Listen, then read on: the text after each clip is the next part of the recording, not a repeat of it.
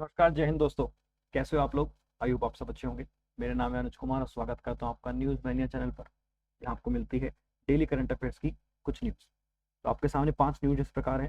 पहली न्यूज़ है यूरोप से, जहाँ बेलारूस के राष्ट्रपति लुकाशेंको की तबीयत बहुत ज़्यादा खराब हो गई है। इसके पीछे क्या रीज़न है, इसको जानेंगे। दूसरा है चाइना के अंदर, चाइना ने अभी इंडिया की नई पार्लियामेंट बनने पर इंडिया को बधाई दी है। तीसरी न्यूज़ है टर्की से, टर्की के नए राष्ट्रपति बने हैं रसब अर्दगन। चौथी है चेन्नई सुपर किंग्स की, उसने फाइनल जीत लिया है। और लास्ट है आपके पास सौरभ गांगुली, इनको ब्रांड एम्बेसडर बनाया गया है त्रिपुरा का। चलते हैं पहली न्यूज़, जो बहुत ही धमाकेदार न्यूज़ है अपने लिए। पहली न्यूज़, अभी हाल ही के अंदर खबर मिली है कि बेलारूस के राष्ट्रपति जो प्रेसिडेंट है लुकाशेंको, उनको हॉस्पिटलाइज कर दिया गया है after meeting with Putin. Putin की मीटिंग के बाद ही इनको हॉस्पिटलाइज कर दिया गया। इसके पीछे क्या रीज़न है? तो रीज़न ये निकल के आ रहा है कि कहा गया है कि कहीं ऐसा तो नहीं कि राष्ट्रपति पुतिन के बाद मिलने के टाइम पर या उस टाइम पर उनको जहर दे दिया गया हो। यस, ये न्यूज़ आप देखते हो, पुतिन पॉइजनिंग दे रखी है। कई न्यूज़पेपर में अलग अलग कटिंग दी हुई है। कहीं बताया गया है इनकी तबीयत काफ़ी टाइम से खराब थी, कुछ बोल रहे हैं कि उनको जहर दे दिया गया है, लेकिन अभी फिलहाल उनकी तबीयत काफ़ी ज़्यादा खराब है। ये बता देते हैं कि पुतिन और लुकाशेंको ये काफ़ी पुराने मित्र हैं और काफ़ी घनिष्ठ मित्र भी कह सकते हैं, क्योंकि दोनों की सोच कम्युनिस्ट जैसी सेम ही है। ये कहाँ मिलता है, एक बार देश जान लेते हैं जिनको नहीं पता है बेलारूस है कहाँ। बेलारूस जिसकी कैपिटल है मिन्स्क, ये मिलता है आपको। देखो, आप पूरे वर्ल्ड में देख सकते हैं, वर्ल्ड में अपने आपको दिखा दे रही है लोकेशन। चलिए इसको थोड़ा और जूम कर लेते हैं, आते हैं यूरोप के अंदर। तो यूरोप के अंदर आप जो मैप देख रहे हैं, इस मैप के अंदर आप देखेंगे नॉर्थ, ऊपर नॉर्थ देख रहे हैं, ये पूरा यूरोप है। ये ऊपर नॉर्थ आ गया, नीचे south, right side east, then waste.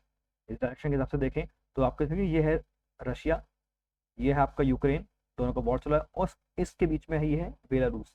अब देखिए, ये दोनों आपस में दोनों फ्रेंड हैं और यूक्रेन के बीच में वॉर चल रहा है, क्योंकि पूरा सपोर्ट मिल रहा है बेलारूस का रशिया को यूक्रेन के इस वॉर के अंदर।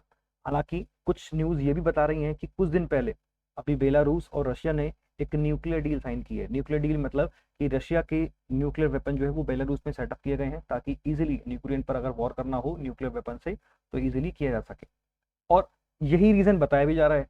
कुछ लोग ये भी कह रहे हैं, कुछ न्यूज़ मीडिया ये भी कह रही हैं कि बेलारूस के राष्ट्रपति नहीं मान रहे थे, तो हो सकता है कि राष्ट्रपति पुतिन या उनकी किसी एजेंसी ने उनको जहर दे दिया गया हो, ताकि उनको मनवाने के लिए। अभी बहुत सारे कयास लगाए जा रहे हैं, लेकिन अभी फिलहाल वो खतरे में है, उनकी हॉस्पिटलाइज किया गया है। और कुछ ये भी बता रहे हैं, एक ये भी चीज़ बताई जा रही है कि इनका डबल बॉडी, कहते हैं कि हम शक्ल। जैसे राष्ट्रपति पुतिन की भी कुछ टाइम पहले खबर मिली थी कि राष्ट्रपति की तबीयत खराब है, पुतिन की तबीयत खराब है, इनका बॉडी डबल घूम रहा है, इनका डुप्लीकेट है जो बन के घूम रहा है। तो ऐसी तरह की मार्केट में बहुत सारे र्यूमर ऐसे फैले हुए हैं।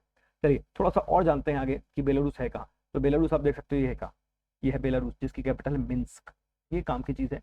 इसके राष्ट्रपति में समझ में आया, इसके राष्ट्रपति हैं लुकाशेंको। काफ़ी अच्छी पर्सनैलिटी, दिखने में काफ़ी स्मार्ट लगते हैं, देख सकते हो आपके सामने। अब इनके बारे में जानना क्यों जरूरी है? तो ये इसलिए जरूरी है कि जब से 1991 में जब से बेलारूस अलग हुआ है, 1994 से लेकर अब तक देख सकते हो लगभग 29 साल हो चुके हैं। 29 ईयर से यही यहाँ के राष्ट्रपति हैं। चुनाव होते हैं, चुनाव में जीतते यही हैं, और भारी वोटों से जीतते हैं ऐसा नहीं है। तो चाहे क्या गुड़ खिलाते हैं या क्या कुछ करते हैं, कैसा पॉलिटिक्स खेलते हैं वहाँ, ये हमेशा वही जीतते आ रहे हैं। देख सकते हैं राष्ट्रपति, इनकी काफ़ी अच्छी जोड़ी जमती है।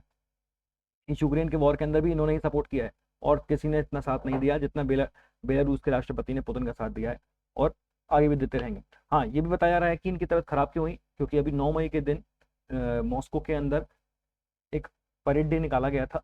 ठीक है, एक विक्ट्री डे निकाला गया था, उसी टाइम पर इनकी तबीयत खराब हो गई है। क्योंकि उस विक्ट्री डे के टाइम पर आए तो थे ये, लेकिन आफ्टर टाइम, यानी ये लंच का टाइम आया था, तो उस टाइम पे मौजूद नहीं थे। कयास लगाया गया, तभी उनसे उनकी तबीयत तभी से खराब हो चुकी थी। चलते हैं सर दूसरी न्यूज़ की तरफ।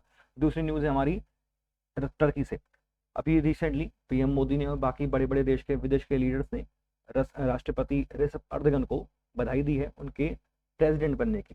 वो दोबारा से प्रेसिडेंट बन गए हैं, भारी भरकम वोट से, जो 52% वोट से जीत कर ये राष्ट्रपति बने हैं टर्की के। फिर से, इससे पहले ही बन चुके थे और फिर से बन चुके हैं, और फिर ये अगले 5 साल तक का कार्यकाल संभालेंगे। यानी अब 2000 चल रहा है 23/5 लगाइए 2028 तक हमें फिर से देखने को मिलेंगे टर्की। हालांकि कुछ टाइम से कंट्रोवर्सी में रहा था, क्योंकि G20 की मीटिंग के टाइम पर रशिया ने, सॉरी, G20 की मीटिंग के टाइम पर टर्की ने भी आने से काफ़ी बवाल मचाया था, क्योंकि पाकिस्तान का सपोर्टर हमेशा से रहा है टर्की। टर्की है कहाँ पर मैप में देख सकते हैं आप, ये एशिया का मैप दिख रहा है आपको, इसमें ये आपको दिख रहा है टर्की, ये है हिस्सा, ये है टर्की का हिस्सा। बहुत खास है हमारे लिए, क्योंकि ये टर्की ही जगह है जो अपने इस एशिया को यूरोप से जोड़ती है, या ये कह सकते हैं कि वो रास्ता है जहाँ से पहले सामान यूरोप में जाया करता था। सिल्क रूट जिसे कहते थे वो इसी से जुड़ा हुआ था। हम कई बार पढ़ते हैं कि विश्व के अंदर कौन सा ऐसा कंट्री है जो आधा यूरोप में आधा एशिया में है, तो हम केवल नाम सुनते हैं रशिया का, लेकिन रशिया इज नॉट द इकलौता, ये इकलौता कंट्री नहीं है, ये केवल हमें लगता है इसका एक हिस्सा, ये आपको दिखाई दे रहा है टर्की का एक हिस्सा है, जिसे बोलते हैं कॉन्स्टेंटिनोपोल, ये भी इसका हिस्सा है, इस्तांबुल वाला हिस्सा देख सकते हो आप, आपके सामने दिखाई दे रहा है। मैं एक बार इसे इरेज कर देता हूँ, हो जाए इरेज, तो हो गया इरेज, नहीं हो रहा इरेज नहीं हो रहा, कोई बात नहीं, जाने दीजिए। हाँ, तो ये है आपका हिस्सा, ये टर्की की कैपिटल है अंकारा, जो काम की चीज़ है। इसमें अब टर्की के मैप में आप देख लेते हैं, टर्की के जस्ट नॉर्थ में आपको देखने को मिलता है ब्लैक सी, और ब्लैक सी की बॉर्डर शेयर कर रहा है यूक्रेन से टर्की। अभी हाल ही में यहाँ भूकंप भी आया था, और इस भूकंप के लिए इंडिया ने मदद भी की थी, उसके बावजूद भी इस टर्की ने हमारे लिए उल्टा सीधा में फिर भी बोला G20 के अंदर। चलिए खैर कोई बात नहीं, इसका काम है। नीचे हमें देखने को मिलता है मेडिटेरियन सी, ठीक है, ये बहुत खास है, ये है आपको दिख रहा है, ये बॉस्फोरस स्ट्रेट है, ये बहुत पतली जगह है, ये वही जगह है जो मेडिटेरियन सी से ब्लैक सी को जोड़ती है। यूक्रेन के ज़्यादातर जहाज, चाहे रशिया के जहाज हो, यूक्रेन के जहाज हैं, वो इसी जगह से जाते हैं। ये बॉस्फोरस स्ट्रेट इसके लिए बहुत काम किया, ठीक है।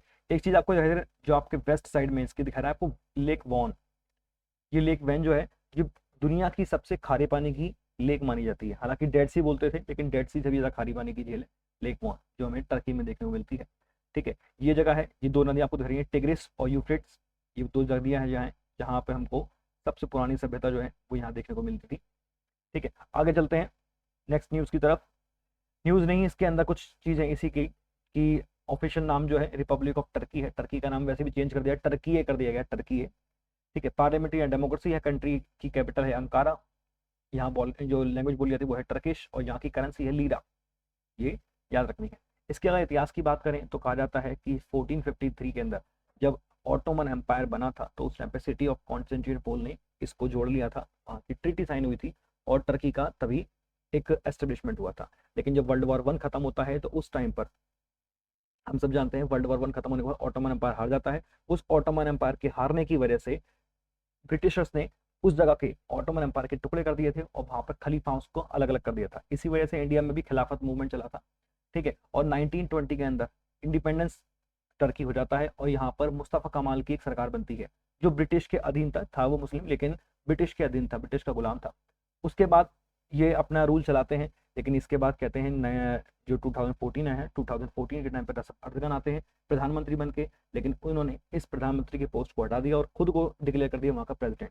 2017 में वो प्रेसिडेंट बनते हैं, और तब से लेकर आज तक वो भी प्रेसिडेंट ही बनते हुए आ रहे हैं। हालांकि बीच में इलेक्शन होते हैं, लेकिन इलेक्शन में लगभग यही जीतते हैं, कुछ टाइम बाद इनकी जो अपोजिशन है वो भी सत्ता में आ जाती है। चलिए चलते हैं अब अपने नेक्स्ट न्यूज़ पे। न्यूज़ नंबर 3 जो है हमारी चाइना से। हाल ही के अंदर चाइना ने हमारी जो नई पार्लियामेंट बनी है उसके लिए हमें बधाई दी है। बधाई इसलिए दी है उन्होंने, इस चीज़ के लिए, किस चीज़ के लिए, डीकॉलोनाइजेशन, ये वर्ड काम का है। ये क्यों दिया ऐसा, ऐसा इनका कहना यह है कि जो पुराने टाइम से जितनी भी हमारी चली हुई आ रही हैं, आप चाहे देख लीजिए, हमारे पहले राजपथ था, उसका नाम चेंज करके कर्तव्य पथ कर दिया गया। बाकी ऐसी और भी चीज़ें हैं जो ब्रिटिश के टाइम से चलती आ रही थी, मोदी जी के राज में आने के बाद ये सारी चीज़ें जो है वो डीकॉलोनाइज होती जा रही हैं। जो हम वेस्टर्न कल्चर को फॉलो कर रहे थे वो धीरे धीरे धीरे धीरे हम डीकॉलोनाइज कर रहे हैं। इसी की बधाई देते हुए कि आप जल्दी इंडिया वालों, आप भी पुरानी चीज़ों से हट जाइए, जितना हो सके वेस्टर्न कल्चर से दूर रहिए, उस चीज़ के लिए हमें बधाई दी है, ठीक है। 1968 के अंदर ये केवल इन्होंने बताया हुआ, केवल लिखा हुआ है कि राजपथ को हमने कर्तव्य पथ का नाम दिया था। हमने यहाँ पर जॉर्ज पंचम की जो फोटो थी उसे हटाकर वहाँ पर हमने सुभाष चंद्र बोस की मूर्ति लगाई है, ठीक है। तो ये इतना ही, एक चीज़ और भी है, अभी चाइना ने 2023 के अंदर जनवरी से लेकर अब तक 60,000 वीज़ा हमारे इंडियंस के लिए इशू कर दिए। ये हमारे लिए अच्छी बात है, क्योंकि चाइना और इंडिया के रिलेशन इससे अच्छे सुधर रहे हैं। ये एक कहने के लिए अच्छी बात है, इसे हम खराब नहीं कर सकते। बात करते हैं चाइना के मैप की, तो चाइना का मैप आपके सामने है। चाइना जिसकी कैपिटल है बीजिंग, जो आपको दिख रही है, देखने को मिल रही है। मैप जरूरी है, आप अगर एक बार मैप समझ लेते हैं तो मैप से आप उसको जियो पॉलिटिकली ईजिली समझ पाते हैं। चाइना की कैपिटल दिख रहा है आपको बीजिंग, यह बीजिंग। इसका सबसे काफ़ी बड़ा शहर जो है वो है शंघाई, ये आप देख सकते हो शंघाई। यहाँ देखने को मिलता है नीचे छोटा सा इसका ऑटोनमस कंट्री हांगकॉन्ग है, तो इसी का पार्ट, लेकिन ये अपने आप में अलग मानता है। इसके आप ईस्ट में और देखते हैं मिलता है ताइवान आपको देखने को मिलता है। इसकी जो सबसे बड़ी रिवर मानी जाती है यांगते रिवर, ये रही यांगते रिवर, जिसे येलो रिवर भी कहते हैं, होंगहो रिवर, ये अलग रिवर है इसके ऊपर। यहाँ दो तरह के डेजर्ट देखने को मिलते हैं, एक है गोबी डेजर्ट जो मंगोलिया और चाइना के बीच में है, और एक है टकला मकान डेजर्ट। इसलिए बता रहा हूँ ये काम की चीज़ें हैं। कुनलुन शान के माउंटेन्स जो हैं ये है तिब्बतन प्लेट्यू, ये इसी का ही पार्ट है, क्योंकि तिब्बत भी इसने अपने कब्जे में कर रखा है, तो इसको भी हम इसके पार्ट बोल सकते हैं। चलिए आगे की तरफ चलते हैं। नेक्स्ट कुछ इन्फॉर्मेशन चीज़ कि अभी वहाँ के प्रेसिडेंट जो है वो जिनपिंग है, प्राइम मिनिस्टर यहाँ के ली की कॉन्ग है, करेंसी यहाँ की युआन और रेनमिनबी है, ये दोनों एक ही है, युआन भी बोलते हैं और रेनमिनबी बोलते हैं। चाइनीज़ की यहाँ की लैंग्वेज जो है चाइनीज़ है, इसे मंदारियन भी बोलते हैं, मंदारियन यहाँ की ये लैंग्वेज भी बोली जाती है।